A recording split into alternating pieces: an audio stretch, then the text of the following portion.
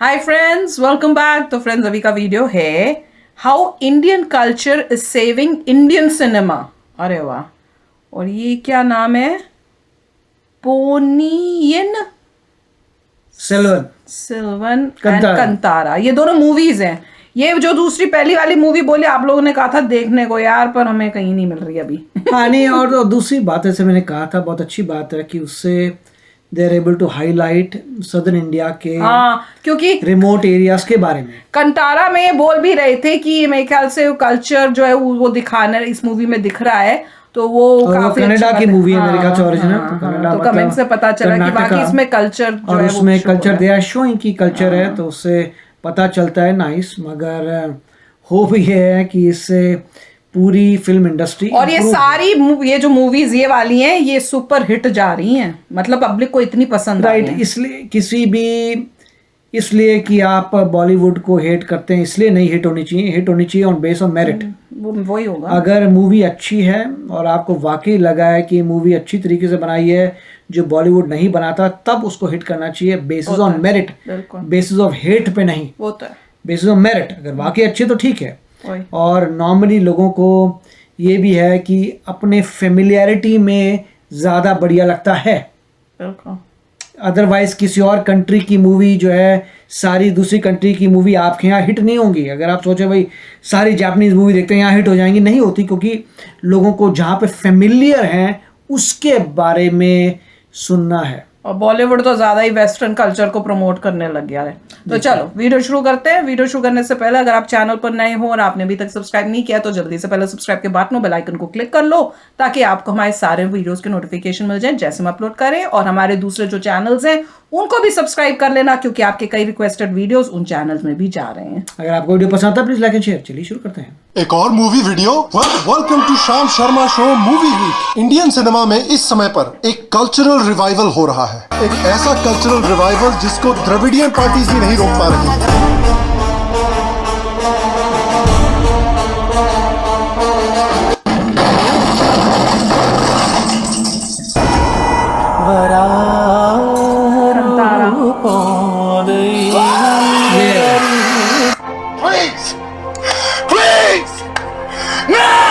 और इस cultural revival के बारे में हमें बात करनी जरूरी है। हेलो और श्याम शर्मा शो के इस एपिसोड में आपका बहुत बहुत स्वागत है। मैं हूं सेकुलरिज्म का सीईओ श्याम शर्मा। आज मुझसे जुड़ने के लिए, आज का ये एपिसोड देखने के लिए आपका बहुत बहुत धन्यवाद। और आप सबको एक सेक्यूर प्रणाम। तो अगर आप मूवीज पे ध्यान देंगे तो पिछले 3-4 सालों की जो सबसे हिट मूवीज रही हैं, उनमें से बहुत सारी फिल्में ऐसी हैं जो इंडिया के कल्चर, इंडिया की कल्चरल यूनिकनेस, इंडिया का इतिहास, इंडिया की परंपराओं को अपने दिल में रख के चलती आई हैं। ऐसी मूवीज हिट हो रही हैं। लाल सिंह चड्ढा नहीं, लीला नहीं, तांडव नहीं और कुछ कुछ होता है जैसी फिल्में नहीं। आपके पास कोई आइडिया है दादी? पूजा पाठ में इस बात का हल मिलेगा बेटी। ओह कम ऑन दादी। खुदा की रहमत का सुना था, आज देख भी लिया। बच्ची की दुआ कबूल हो गई।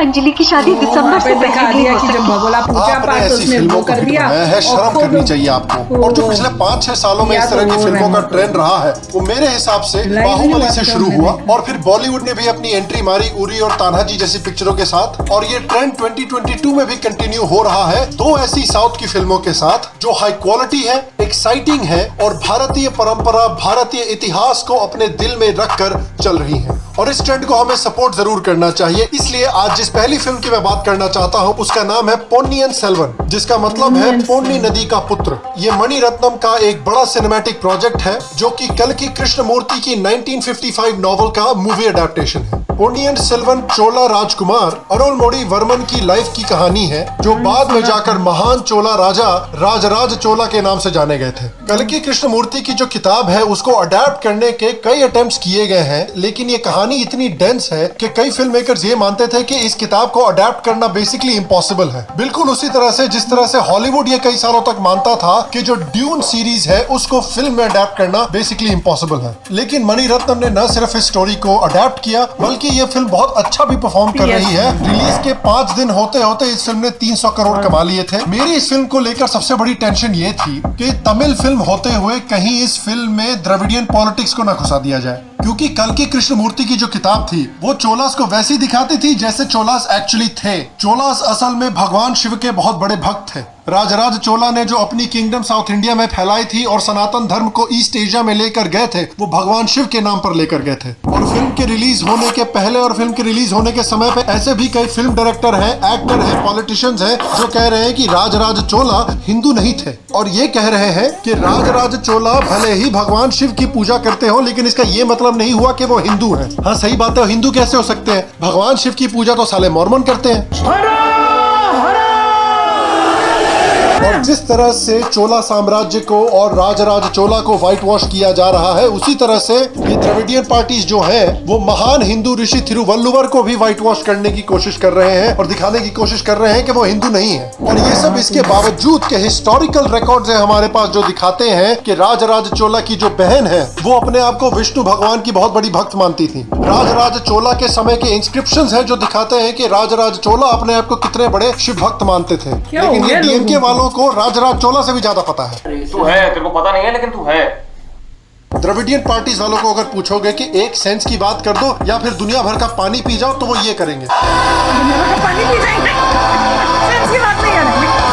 लेकिन मुझे इस बात की खुशी है कि ये फिल्म जबरदस्ती कुछ भी द्रविडियन पॉलिटिक्स ठूसने की कोशिश नहीं करती है। चोलास को प्राउड शिव भक्तों की तरह दिखाया गया है। इनफैक्ट चोला किंगडम के राजकुमार आदित्य करिकलन पूरे फिल्म में सर पे त्रिपुंड लगा के रखते हैं और मुझे पूरा यकीन है कि ये देखकर कई डीएमके टाइप लोगों को पिछवाड़े में बहुत दर्द होने वाला है। और इस फिल्म के कुछ ऐसे एक्टर्स भी हैं, उनके भले ही पॉलिटिकल लीनिंग्स जो भी हो, लेकिन उन्होंने क्लियरली आकर कहा है कि चोलास इंडियंस थे और चोलास कोई साउथ इंडिया के नहीं है। चोलास में सारे इंडियंस को बराबर का गौरव महसूस होना चाहिए। 9th century all this happened when we had the biggest maritime naval thing in the world. And it went all the way to Bali, all the way to Malaysia, and went to decent emissaries to China. And you know what was the superpower doing then? America hadn't been discovered by Columbus till 500 years later. So think about our culture, think about how advanced we were. We need to be proud of this. It's nothing to do with North India, South India, West India, East. It is, we are Indians, and we need to feel proud about that. Politicians divide करते हैं और शायद इसलिए कुछ लोग ऐसे हैं जो इस फिल्म से बहुत नाराज हैं। जिस फिल्म रिव्यू कंपनी ने कश्मीर फाइल्स को अटैक किया था, वही फिल्म रिव्यू कंपनी ने इस फिल्म को भी बुरा रिव्यू दिया है, ये बोल के कि ऐसा लगता है कि ये फिल्म अधूरी है। अरे भाई, फिल्म का नाम PS1 है। मणि रत्नम ने खुद आकर कहा है कि ये 2 भागों की फिल्म है, अभी सिर्फ पहला पार्ट रिलीज हुआ है, तो फिल्म अधूरी ही लगेगी ना भाई। मतलब ये तो वही बात हुई कि आप साला इंटरवल में निकल जाओ थिएटर से और उसके बाद बोलो कि यार डायरेक्टर ने तो फिल्म कंप्लीट ही नहीं की। इस फिल्म को अगर आप समझना चाहते हैं तो इस फिल्म को बेसिकली गेम ऑफ थ्रोन से कंपेयर किया जा सकता है। इस फिल्म में पॉलिटिकल षड्यंत्र है, जासूसी है, बैक स्टैबिंग है। लोग हमेशा ये पता लगा रहे हैं कि कौन मेरा दुश्मन है, कौन मेरा साथी है, किस पे हम भरोसा कर सकते हैं, किस पे नहीं कर सकते हैं। और ये बॉलीवुड को भी एक सबक होना चाहिए कि अगर आप गेम ऑफ थ्रोन्स के कुछ एलिमेंट्स अडॉप्ट करना चाहते हैं तो इस तरह से अडॉप्ट करें, आदि पुरुष की तरह ना अडॉप्ट करें।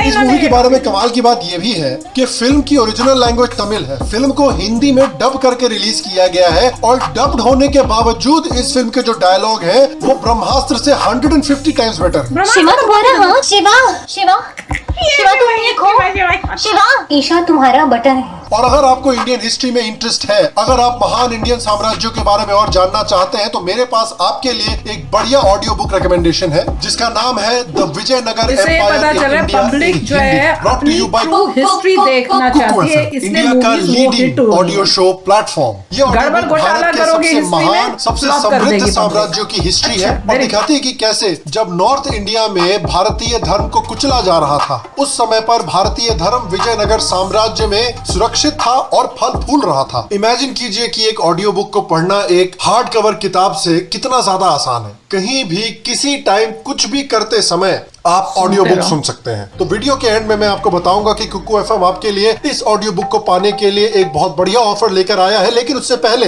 आइए इस हफ्ते की दूसरी फिल्म की बात करते हैं जिसका नाम है कांतारा, जो कि एक कन्नड़ा फिल्म है जिसको मैंने इस हफ्ते देखा और इस फिल्म को देखने के बाद मेरा रिएक्शन था ये फिल्म कोस्टल कर्नाटका में स्थित है और कोस्टल कर्नाटका के जो फोक ट्रेडिशंस हैं, जो कल्चर है, को बहुत खूबसूरती से दिखाती है। फिल्म का जो बैकड्रॉप है, जो बैकग्राउंड है, वो ये है कि कैसे कोस्टल कर्नाटका में देवों को स्पिरिट वर्शिप यानी भूत आराधना के रूप में पूजा जाता है। और इस फिल्म में जो देव हैं वो भगवान वाराह का रूप लेते हैं और इस गांव की और जिस जमीन पर इस फिल्म का गांव स्थित है उसकी रक्षा करते हैं। और इस तरह की जो फोक परंपराएं हैं जो हमारे देश के अलग अलग कोनों में मनाई जाती हैं, उसको मेन स्ट्रीम फिल्मों में हमको देखने को नहीं मिलता। और अगर मेन स्ट्रीम बॉलीवुड फिल्मों में इस तरह की परंपराएं दिखाई भी जाती हैं तो उनकी बेसिकली खिल्ली ही उड़ाई जाती है, जिस तरह से पिछले 10 सालों से आमिर खान जैसे लोग उड़ाते हुए आ रहे हैं। देवों को एक जीवित एंटिटी की तरह दिखाया गया है और दिखाया गया है कि ये देव हमारी दुनिया में हमारे साथ एग्जिस्ट करते हैं, वो हमारे बीच रहते हैं, हमारी जमीन का, हमारी सृष्टि का हिस्सा है। यहाँ तक कि ये जो देव हैं ये कुछ चुने हुए लोगों में खुद प्रकट भी होते हैं। और अगेन इस फिल्म में इस बात को बिल्कुल सीरियसली दिखाया गया है। अगर ये बॉलीवुड फिल्म होती तो इस बात की भी बॉलीवुड खिल्ली उड़ा चुका होता।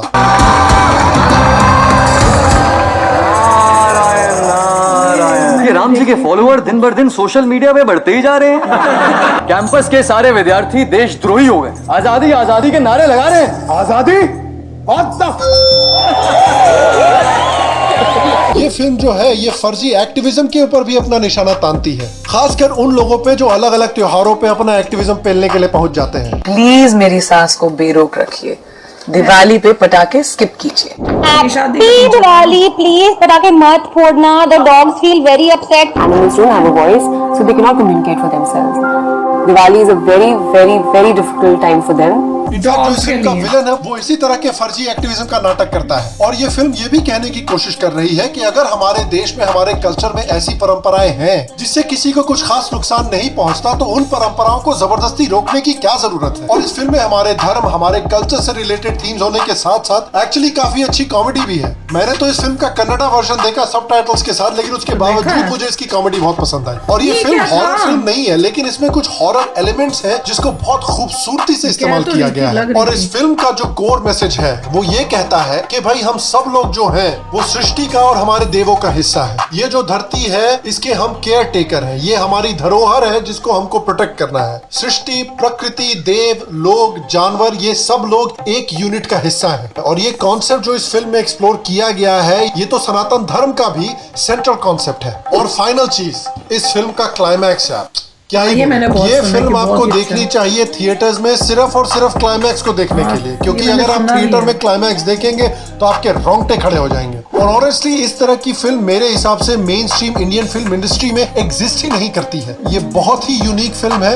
और मैं बहुत खुश हूँ कि ये फिल्म को ऑडियंस बहुत पसंद भी कर रही है पूरे देश में। तो ऋषभ शेट्टी जिन्होंने इस फिल्म को डायरेक्ट किया है और इस फिल्म के मेन हीरो भी हैं, उनको मेरी तरफ से कांग्रेचुलेशन। मैं बहुत उत्सुक हूँ ये देखने के लिए कि वो आगे जाकर और क्या बनाते हैं। और हो सकता है कि अब कन्नड़ा फिल्म इंडस्ट्री पर सीरियस ध्यान देने का टाइम आ गया है। और इसलिए इस वीडियो की शुरुआत में मैंने कहा था कि इस समय पर इंडियन सिनेमा का एक रिवाइवल हो रहा है। और इस इंडियन सिनेमा का रिवाइवल फिल्मों में हमारी कल्चरल रिवाइवल के साथ साथ हो रहा है। और ये देखकर ऑब्वियसली मुझे पर्सनली बहुत खुशी होती है। और याद रखिए कि बॉलीवुड में भी जो हाल में फिल्म बहुत सक्सेसफुल हुई है वो ब्रह्मास्त्र ही थी। और भले ही उसके डायलॉग्स एवरेज हो, भले ही उसकी स्क्रिप्ट एवरेज हो, लेकिन क्योंकि इस फिल्म ने अपने आप को भारतीय कल्चर से जोड़ा और उसको रिस्पेक्ट देने की कोशिश की, ऑडियंसेस ने इस फिल्म को पसंद किया। और इसलिए मैं आपसे पूछना चाहता हूं कि क्या आपने कांतारा और पोन्नियिन सेल्वन देखी है? अगर आपने देखी है, आपको कैसी लगी? आपको ज्यादा पसंद कौन सी फिल्म आई? नीचे कमेंट सेक्शन में मुझे जरूर बताएं। शाम शर्मा शो के फर्स्ट 250 सबसे सेक्युलर व्यूअर्स को अगर नीचे दिए गए कुकू एफएम के लिंक पर क्लिक करते हैं, कुकू एफएम के ऐप पर जाकर साइन अप करते हैं, कोड SSS50 अगेन SSS50 का इस्तेमाल करते हैं, तो आपको आपकी मेंबरशिप पर 50% ऑफ मिलेंगे। यानी आपको आपकी मेंबरशिप 399 पर ईयर के बजाय सिर्फ 199 पर ईयर में मिलेगी। बाकी अगर आपको आज का एपिसोड पसंद आया तो प्लीज आज के एपिसोड को एक लाइक दें, थम्स अप दें। इससे मेरी बहुत मदद होती है, इससे शो की बहुत मदद होती है।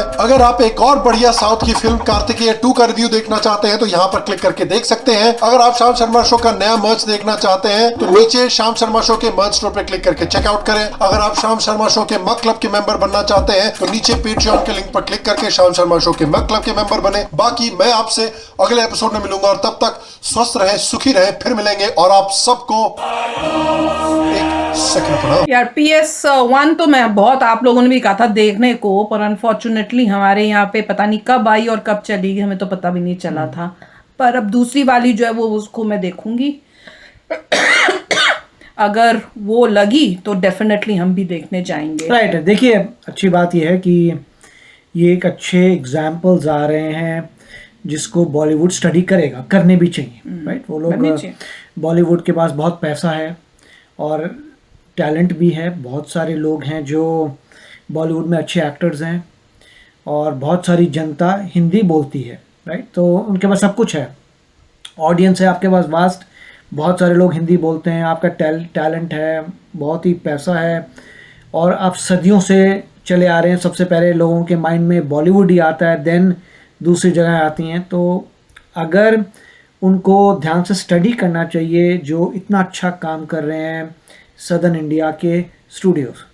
कन्नड़ा मूवी है, तमिल मूवी है, स्टडी करिए, समझिए इसमें क्या चीज़ है, कैसे बॉलीवुड ने अपने जितने भी कोर कॉन्सेप्ट्स थे उनका सत्यानाश कर दिया, कैसे उन्होंने इंडिया के ग्रेट कल्चर को हाईलाइट नहीं किया, कैसे अपने आप को प्राउड नहीं फील करवाया, कैसे अच्छी चीज़ें सोसाइटी में नहीं लेके आए।